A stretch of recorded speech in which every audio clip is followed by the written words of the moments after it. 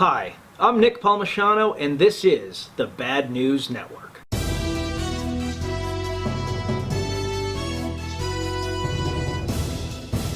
In this week's outrage news, President Trump got absolutely lambasted for aggressively enforcing a policy that the Democrats created during the Obama administration to separate youth from their parents when they came over the border illegally. This new interpretation of how to execute this law resulted in 2,000 to 3,000 children separated from their parents in only a 1-month period. Sidebar. This was absolutely not the correct answer, and I personally have no doubt that this policy's architect, Stephen Miller, wanted this horror and knew exactly what he was doing. But here's the thing. Our immigration policy is garbage and has been garbage for decades. And in all that time, nobody has put any real effort into making any progress in this regard. We have people teeming over the border illegally. Some are drug traffickers, some are human traffickers, some are families that for whatever reason didn't go through the legal process of coming into the country, and some people are legitimately looking for asylum. Many of these kids were sent over the border alone. Many more of these kids travel across the border with drug runners because those people know that if they have kids, they're going to get treated differently than somebody that doesn't have kids. And we have grossly understaffed Border Patrol and ICE trying to determine who is who and then deal appropriately with each specific group.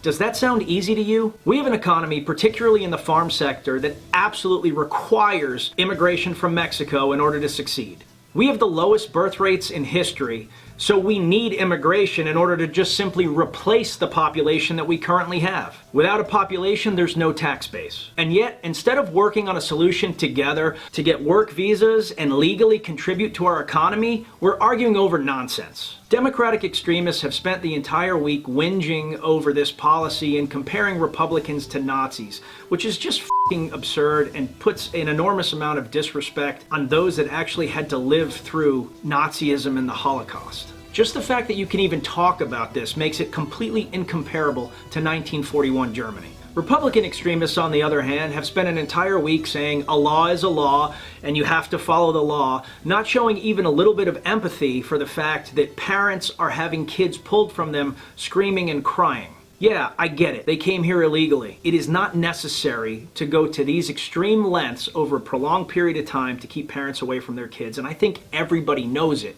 which is why there was such an uproar, not from Democrats, but from most Americans. Like, nobody actually wants this, so why are we bothering to defend it? Be reasonable. You guys need to grow up. This is a really complex problem that people have wrestled with for decades. So how about we work together and come up with a complex solution that actually solves the problem and moves us forward instead of wasting time and effort just being dickholes to each other. If you're in the House or you're in the Senate right now, you need to reevaluate what the f*** you're doing. Your job is supposed to be to provide solutions to the American people, not to provide arguments to each other. It's f***ing embarrassing to watch you. It is absolutely embarrassing. It is like watching idiot children argue about what game they're gonna play next. Provide a f***ing solution or retire.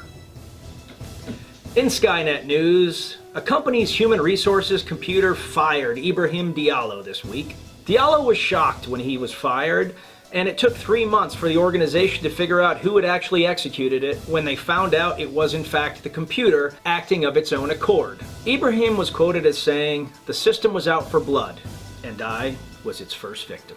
This week, North Korea returned the remains of 200 service members from the Korean War. Welcome home, gentlemen. President Trump announced this week that there will be a 6th branch of the United States military.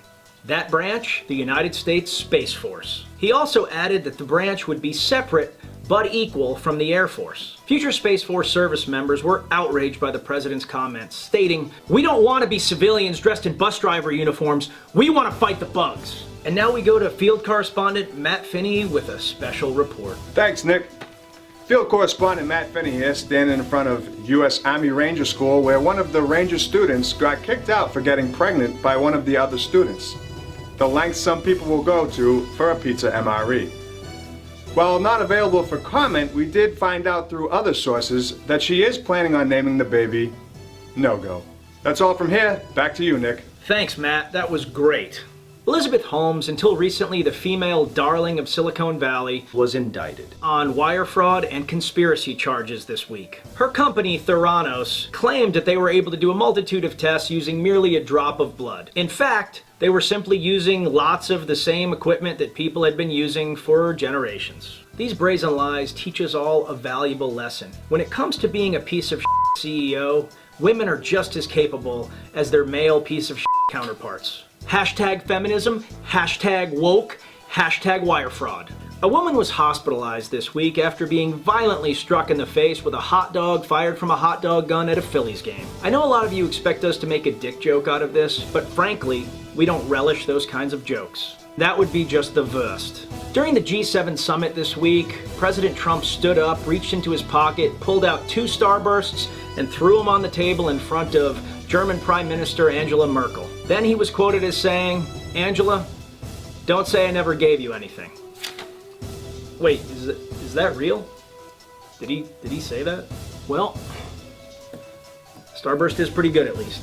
And finally, the Supreme Court ruled this week that all states can tax internet retailers regardless of which state they actually reside in. Entrepreneurs everywhere were quoted as saying, "This is great news! Finally, I get to deal with 50 overwhelming, inefficient bureaucracies instead of just one." I'm Nick Palmisano, and that was the Bad News Network.